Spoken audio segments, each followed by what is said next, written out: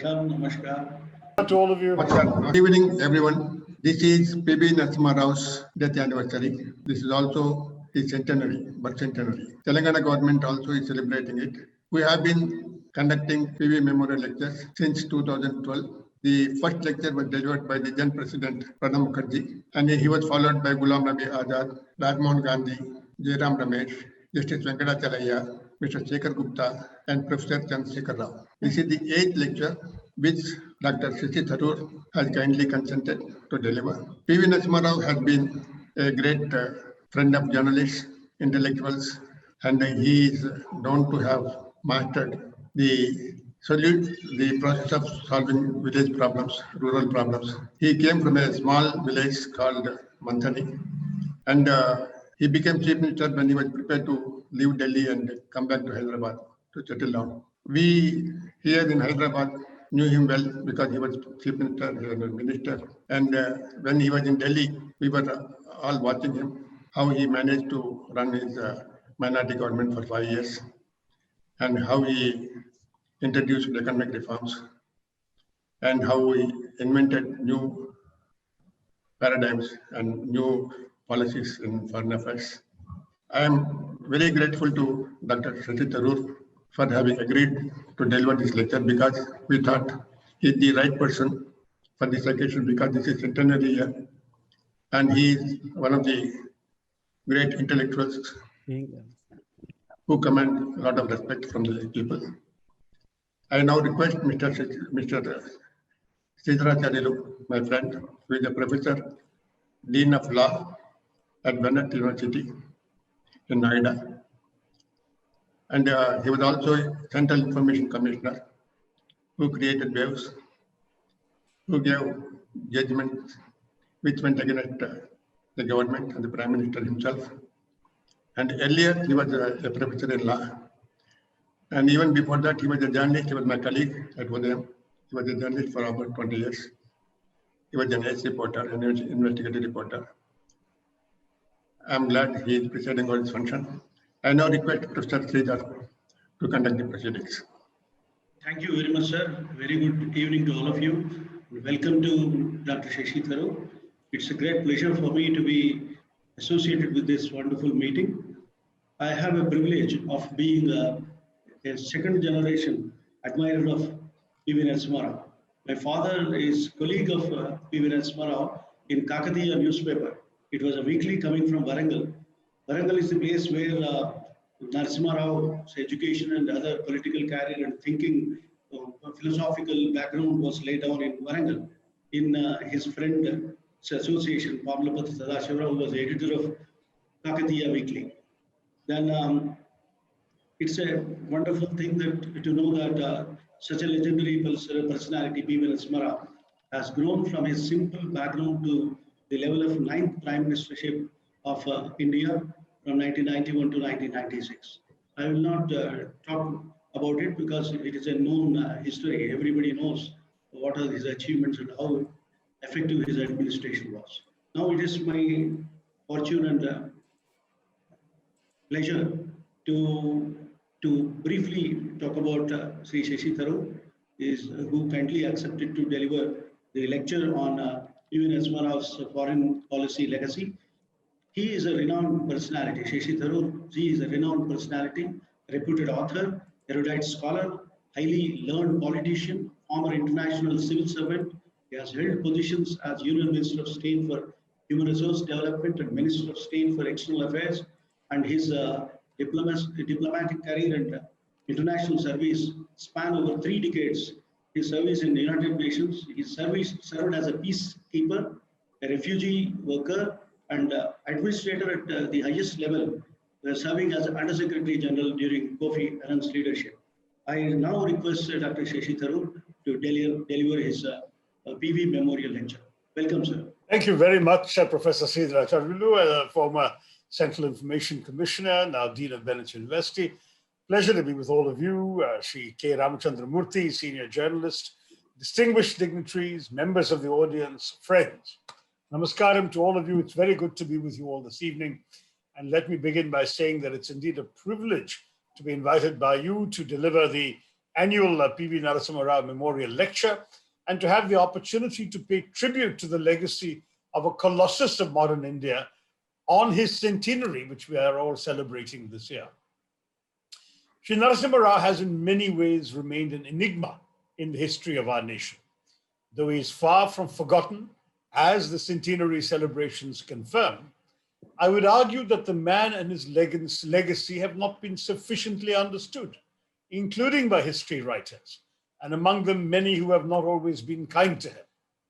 Let me start by acknowledging that his legacy and the indelible footprint he left on the foundations of our nation remains contested, and not enough has been done to understand and appreciate the magnitude of his achievements.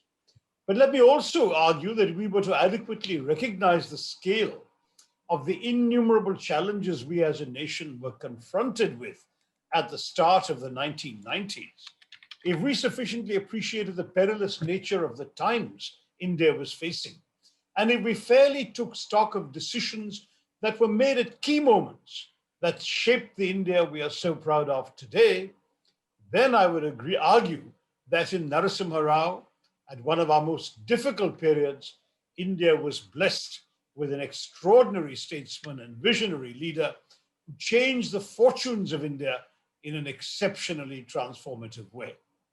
And he achieved this despite not being a popular mass leader, presiding over a minority government, and as an accidental prime minister, many of his powerful party colleagues did not fully trust him.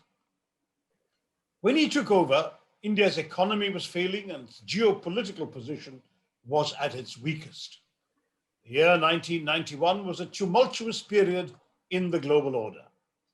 The Gulf War was raging with the intervention of a global coalition led by the United States, which launched Operation Desert Storm to push back Iraqi forces under the leadership of Saddam Hussein from Kuwait.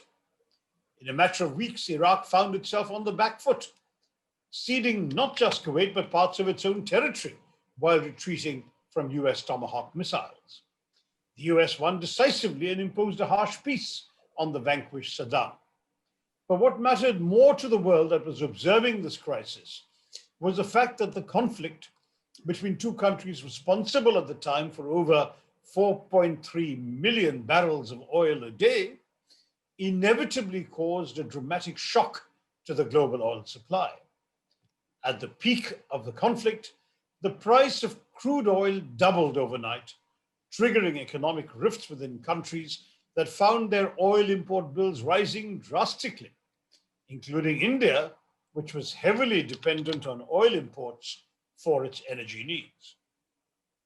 Elsewhere in Asia, Japan, which had steadily developed its economy following the devastation of World War I, was beginning to realize its good run was about to end.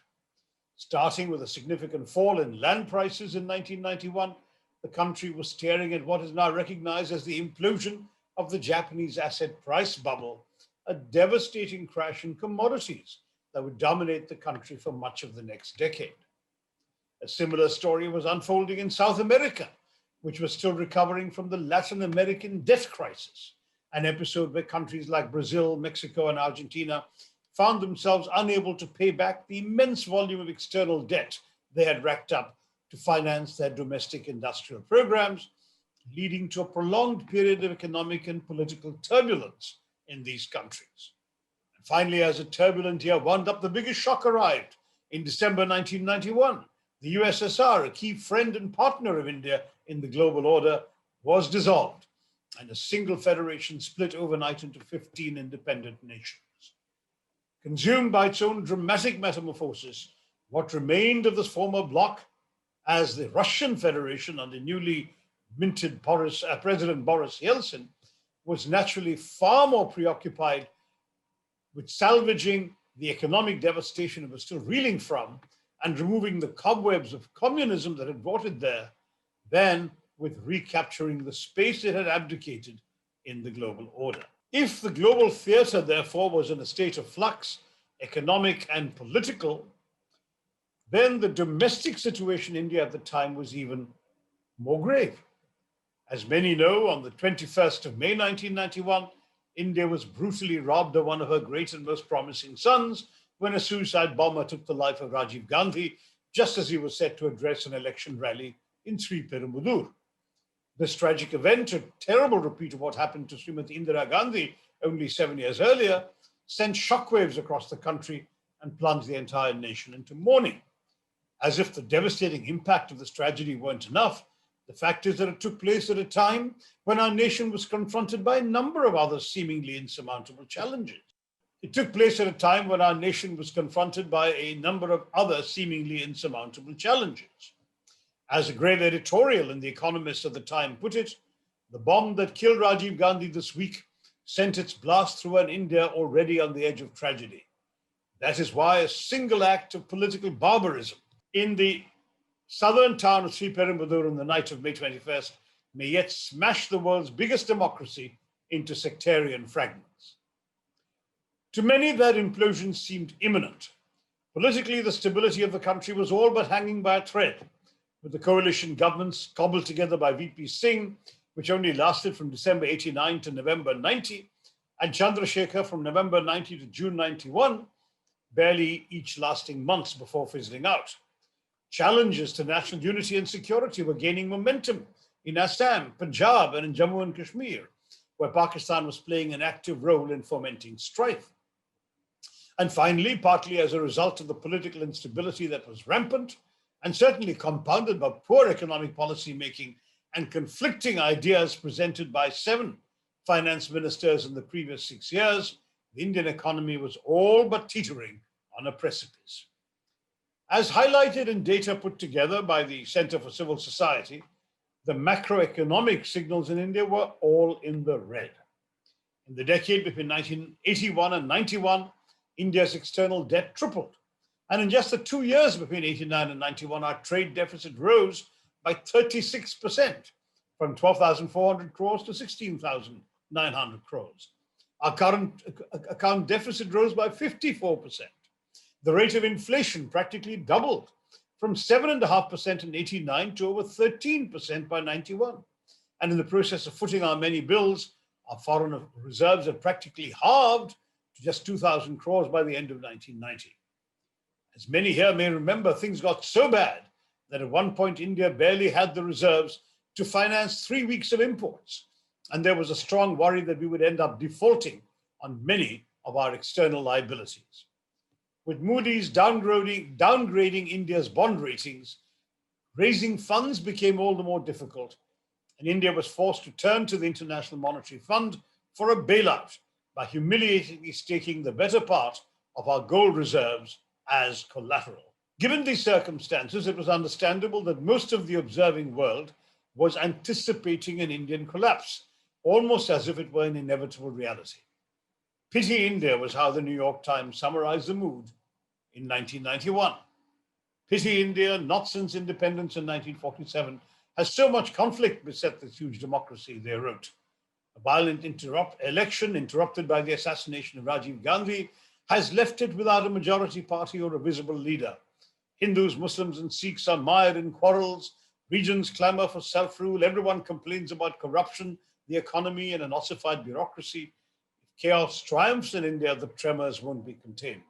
Indian disunion would be a calamity for human rights. It would fragment markets and accelerate a regional arms race fed by new rivalries, unquote. Now today, we can say this was unnecessarily alarmist, but it wasn't just alarmism being floated by the foreign press. As some supporters of the current ruling dispensation would have been quick to argue if the same sort of reports were made today.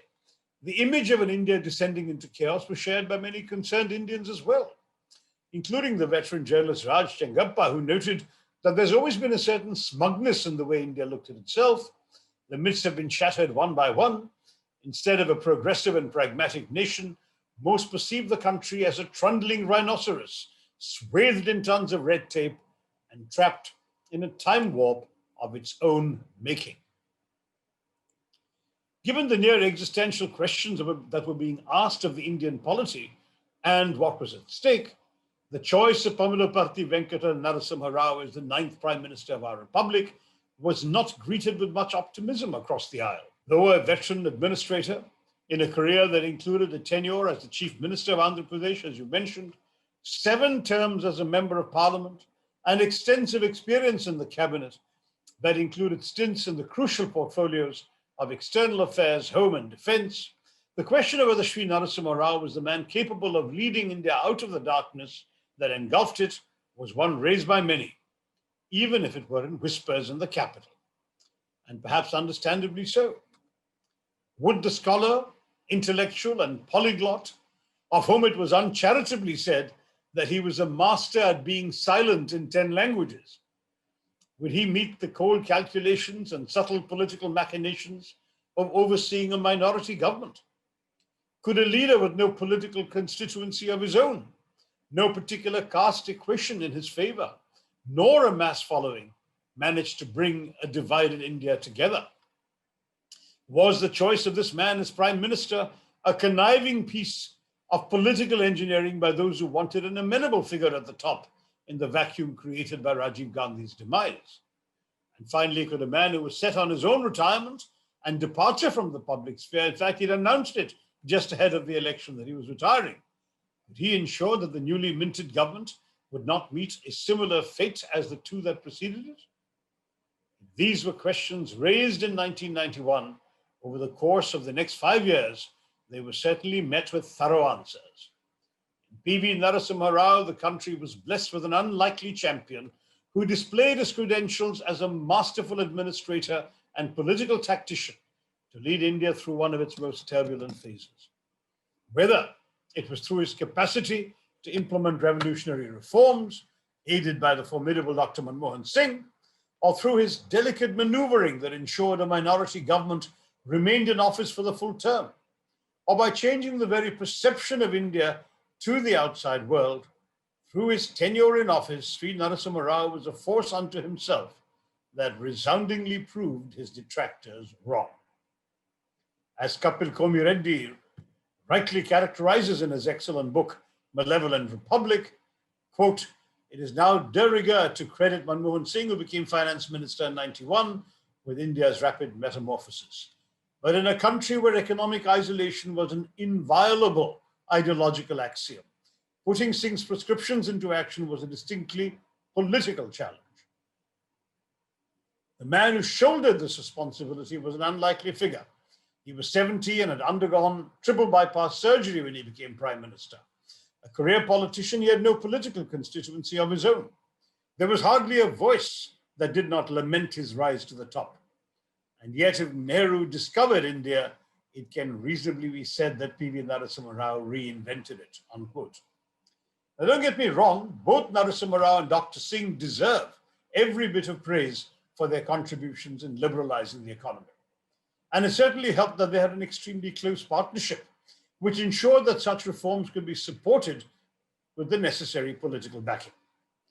Could a technocratic finance minister have steered such a major economic transformation without the political cover provided by a shrewd prime minister?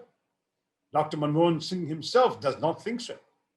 As Narasimha Rao acknowledged when speaking about his partnership with Dr. Singh, when he gets into political trouble, I bail him out. When I get into economic trouble, he bails me out. While much can be said about the economic reforms that form the crux of his reinvention, for the purpose of our discussion today, I have mentioned economics to give you the context in which Narasimha Rao had to reinvent foreign policy, because I'm offering you an analysis of the brand of foreign policy that he established during his tenure in office, and it's worth recognizing that he had to articulate a distinctly unique set of priorities emerging from these economic challenges domestically and worldwide, each of which placed the domestic development concerns of India at its core. Rao's raw political instincts and his 2 terms as foreign minister in earlier governments made him a natural in the realm of foreign policy. Vinay Sitapati, the author of a superb biography, Half Line,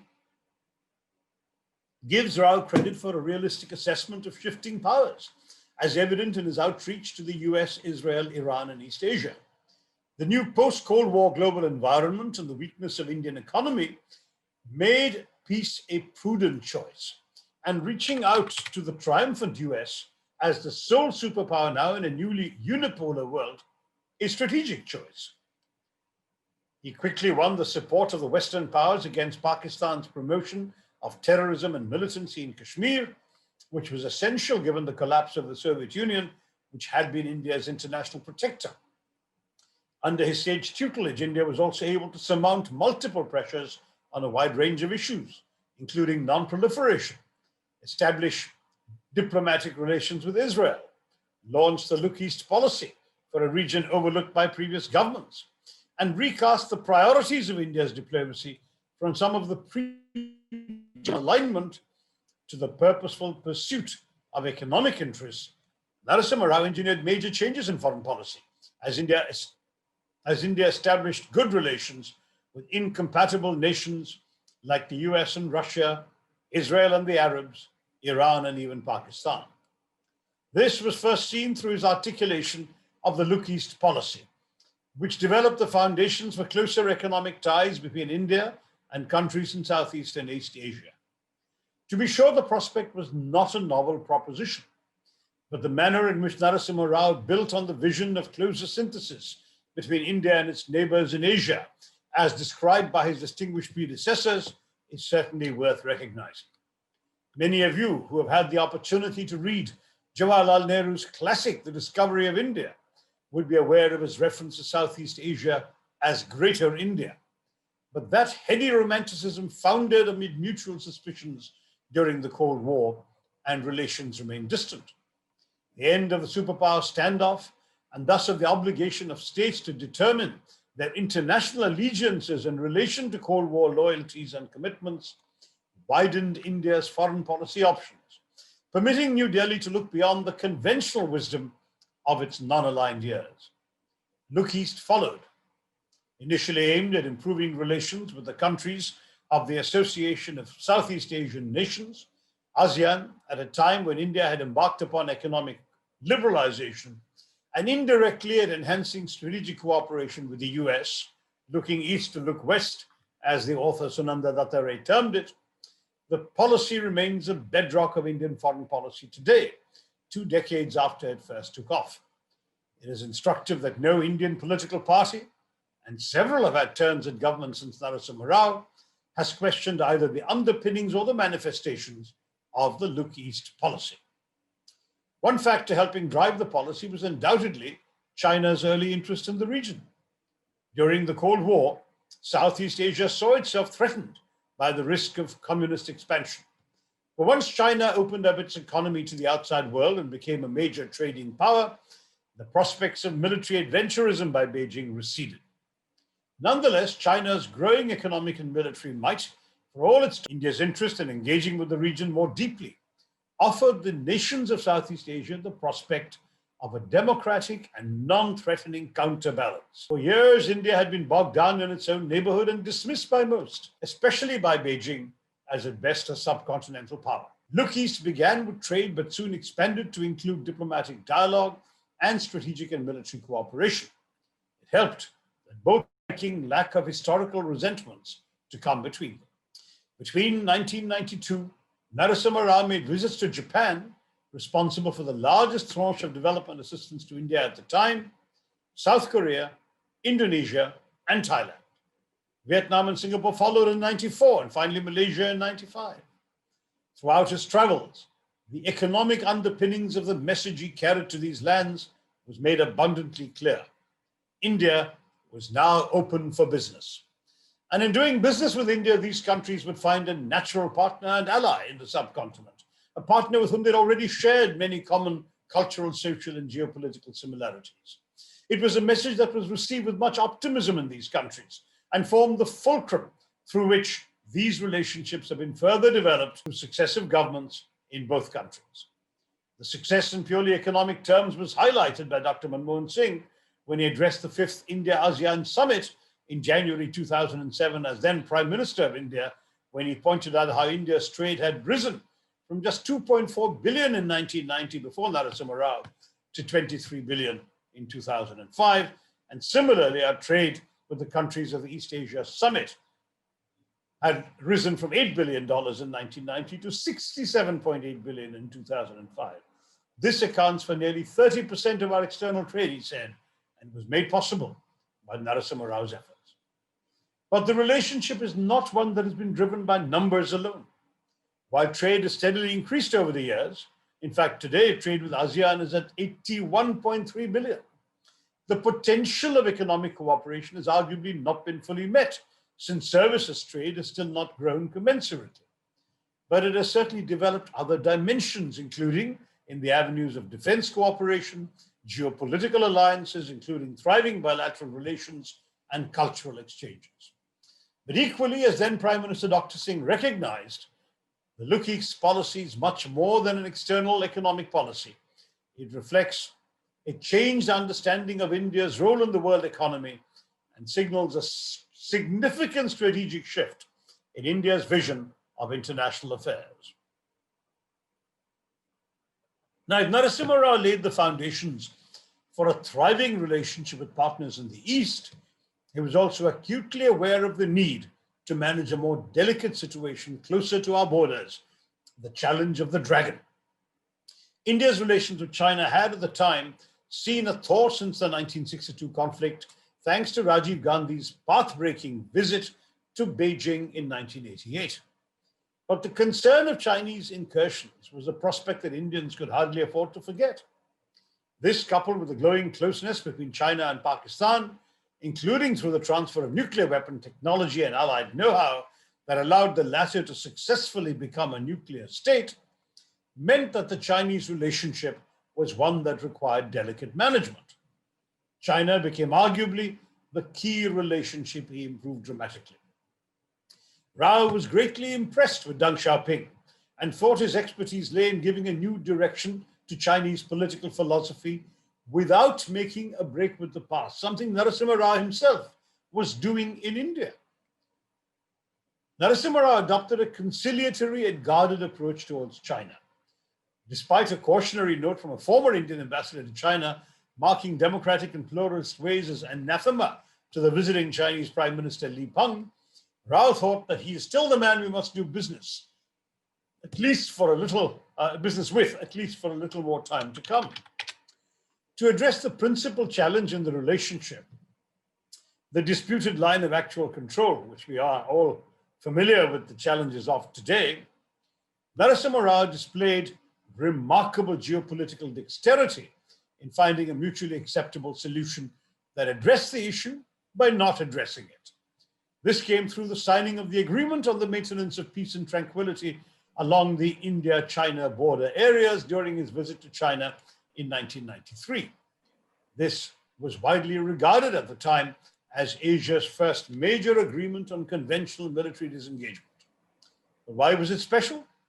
Through the agreement, both sides agreed to dehyphenate the issue of the contested land boundary with the rest of the relationship between the two countries. Along with a mutually agreed set of restrictions on usage of airspace and military presence in contested areas, the agreement allowed both countries to finally develop a much broader relationship by essentially sidestepping the question of the contested border. At the same time, both countries agreed to embark on confidence-building measures rooted in the principle of mutual and equal security, which allowed the countries to disengage from border contestations and move towards a more confident and assured relationship. Subsequently, the military version of these principles were also enshrined in the 1996 Agreement on Military Confidence-Building Measures. Apart from allowing India to develop closer economic ties with China, coinciding with the opening up of our economy, this agreement ensured a peaceful adherence to the status quo for a significant period of time. According to his biographer, Vinay Sitapati, the border agreements with China showed a prime minister who had learned, perhaps from his own domestic weakness, to set aside unresolvable conflicts and focus on common interests.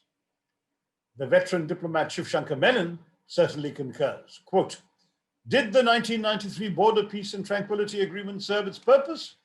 It certainly has in terms of keeping the peace and the status quo for almost a quarter century, and in terms of the various arrangements that have made the India-China border one of the most peaceful ones India has. until this year, of course.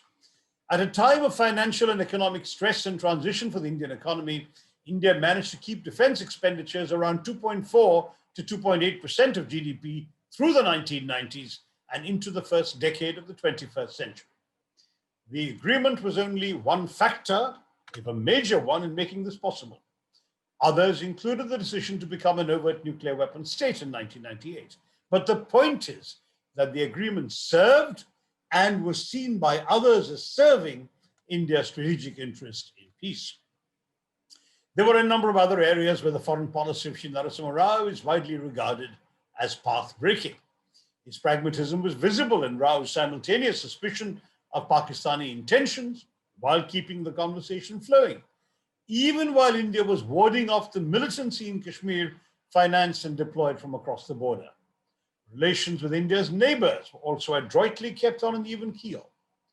As part of a general reorientation of Indian foreign policy, including closer ties with the United States in 1992, the Narasimha Rao government decided to upgrade diplomatic relations with Israel to full ambassadorial level, a previously unthinkable prospect given India's close relations with the Arab world. But in Narasimha Rao, the country had a leader capable of balancing fraught identities and sensitivities through calculated moves. As Kapil Komireddy highlights, events were set into motion during the visit of influential Jewish leader Isai Leibler, who met privately with Narasimha Rao in 1991. The main request that Leibler brought with him was for India to vote in favor of upturning the upcoming UN resolution 3379, which equated Zionism with racism. Recognizing the utility of a potential partnership with Israel, India voted to repeal the resolution, despite having voted for it previously, and indeed having voted against the creation of the Israeli state at the UN General Assembly way back in 1948. At the same time, Narasimha Rao made a concerted effort to reach out to India's partners in the Arab world, particularly Palestine, whose leader Yasser Arafat was invited to Delhi as a guest of the state. Through a well-reasoned deliberation with Arafat, Narasimha Rao was able to get his tacit consent, paving the way for an official upgrade in ties between India and Israel. The foundation laid in the process of these delicate plays by Narasimha Rao has certainly resulted in a very fruitful partnership. The last 2 decades have witnessed a steady strengthening of the India-Israel partnership, particularly in the defense and security areas, where the two countries' shared concerns about Islamist extremism have offered common ground for cooperation. Again, Narasimha Rao gets the credit. And that brings me to the pivotal role that Narasimha Rao played in revitalizing relations between India and the United States of America. As India opened up her economy, the need for new partners and investments was widely felt as a necessary condition to sustain and drive the economic reforms proposed by the Narasimha Rao government. With the demise of the USSR and the creation of a unipolar world order, India could hardly afford to ignore the United States, which potentially stood to offer the necessary investment and support our country now needed. But this was easier said than done.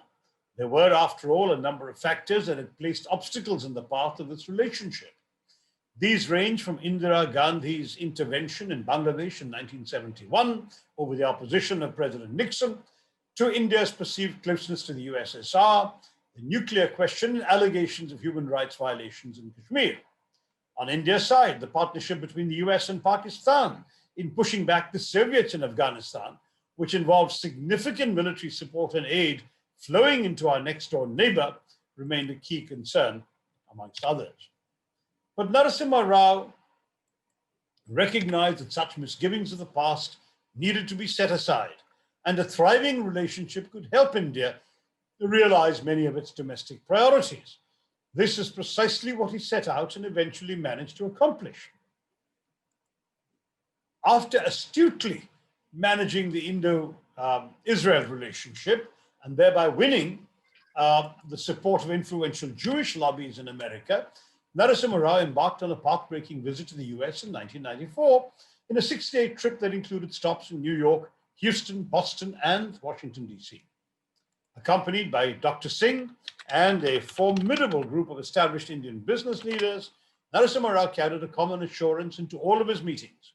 India's economic reforms were here to stay, and America would do well to recognize and support the indisputable potential that was beginning to open up.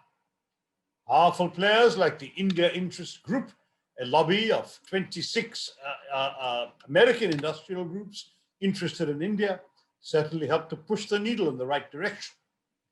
While India needed the United States on its side to keep the economic reforms going, it could not afford to give in to US pressure on non-proliferation and compromise what he saw as India's national security interests by limiting its nuclear program. Of course, this meant that during his tenure, some concessions were made by both sides. India agreed to put the brakes on any plans to conduct nuclear tests during Narasimha Rao's tenure. But he quietly kept the nuclear program going while India's economic growth, spearheaded by his economic reforms, translated into a new status which the US could not afford to ignore. In the process, he set the stage for the Vajpayee government's 1998 nuclear tests.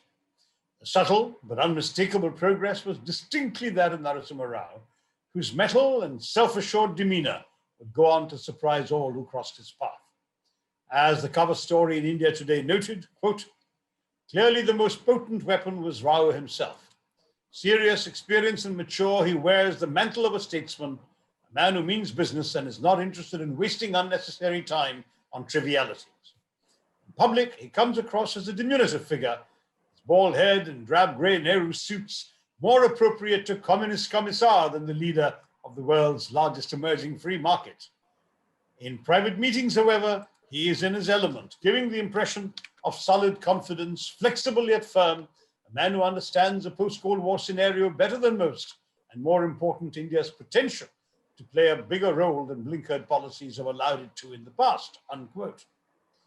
As the world moved away from the hubris of the Cold War era, from a period dominated by two power blocs to a world where the concept and spirit of globalization had begun to take root, India was certainly fortunate to have a leader like Narasimha Rao to guide our ship through uncharted waters. A polyglot who had mastery over no one knows how many languages. I've been looking at his biographies. The biographers all use varying numbers, 12, 15, and even 17 languages. But he had an uncanny ability to convey India's aspirations and priorities to the rest of the world, even literally speaking their language sometimes. A lovely anecdote shared by Kapil Komireddy that, and I'll quote him, that Rao remained an enigma, a man who was fluent in a dozen languages, but spoke his mind in none. Yet, visiting Havana in 1980, he received instructions from Indira to persuade the leaders of the non-aligned movement to move their next summit from Iraq, then at war with Iran, to India. What Rao did was he disarmed the gathering by arguing India's case in Spanish to the Cubans, in Persian to the Iranians, Arabic to the Iraqis and Egyptians, French to a host of African representatives, and Urdu to the Pakistanis. It's a lovely story from Kapil Komireddy. Now, throughout his tenure in office, the former Prime Minister had a remarkable commitment towards the goal of integrating India within the global order and a recognition that such an adventure was key to unlocking the inherent potential of our nation and with it, improving and creating an empowered standard of living for our people. As a masterful administrator and shrewd tactician, Narasimha Rao was an individual capable of making decisions with the full awareness of the sensitivities involved, and yet driven by a determination to secure outcomes he believed stood at the core of India's national priorities. He was regarded by those who understood him as a contemporary Kautilya. Through his actions, Narasimha Rao was instrumental in unleashing a revitalized India at the turn of the 20th century. And for any cause he held dear, there was simply no obstacle large enough that could keep this titan away from securing goals he deemed important. But perhaps most important, and at the heart of his brand of leadership, lay a firm appreciation for the aspirations of the people he led and a determination to put their concerns above all else.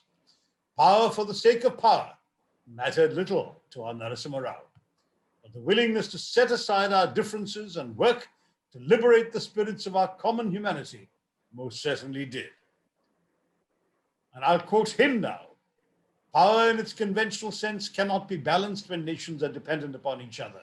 We must visualize instead a world where the individual power of nations aggregates a common, collective, global power which can address itself to the resolution of problems which have consistently preoccupied the mind of man.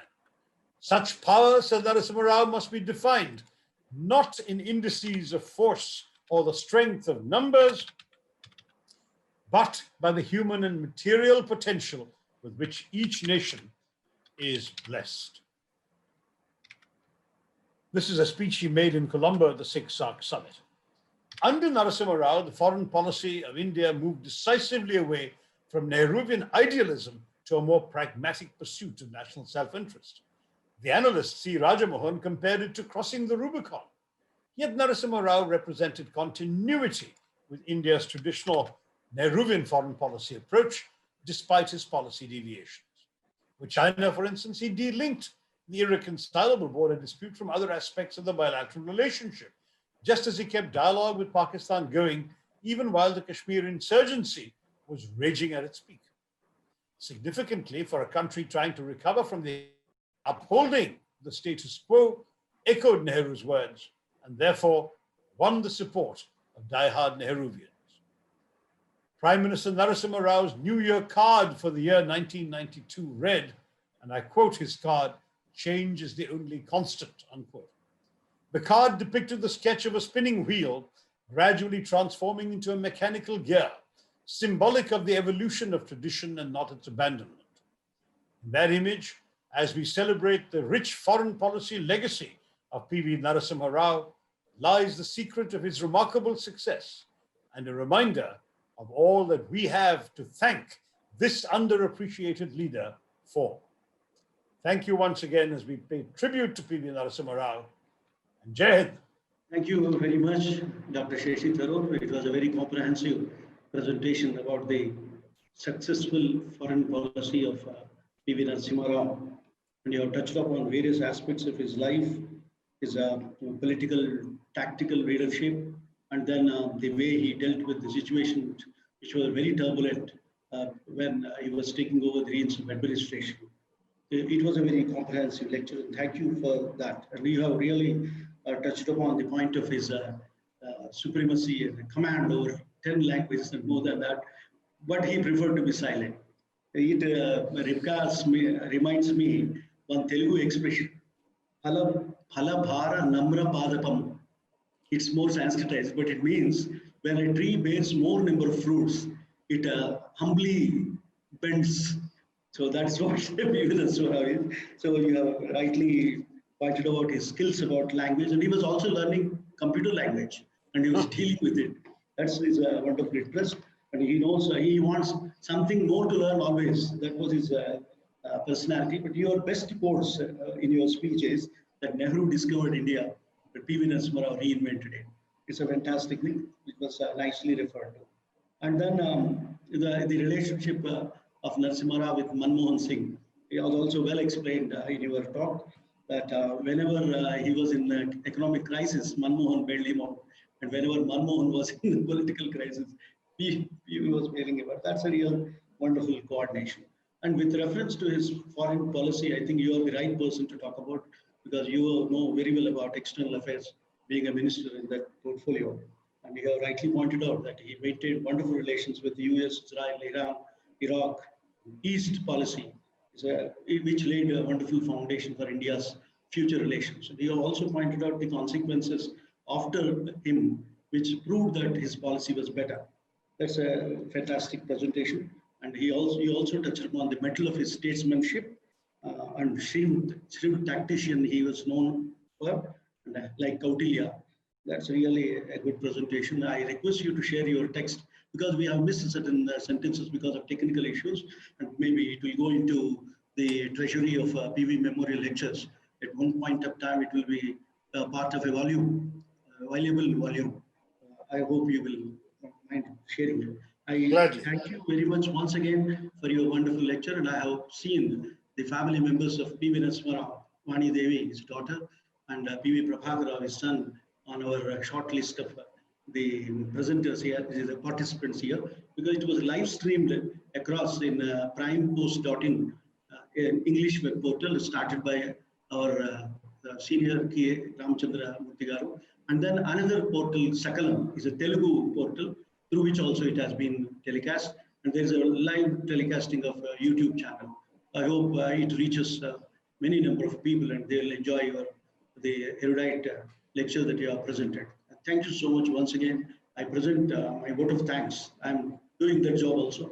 I offer vote of thanks on behalf of the organization of P.V. Narasimha Memorial Lecture and on behalf of the family members of P.V. Narasimha. And then my friend Tankasala Ashok is an editor, is a senior editor of daily newspapers.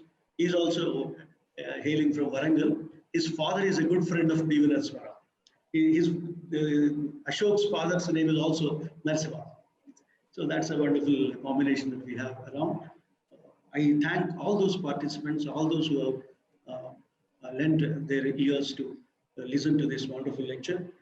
And I also thank the organizers, technicians, teams, and all others who supported us in successfully conducting this meeting. Thank you very much. Thank you, Varandal. Good evening. And thanks. Thank you very much once again. Thank you. Thank you, Tanmay.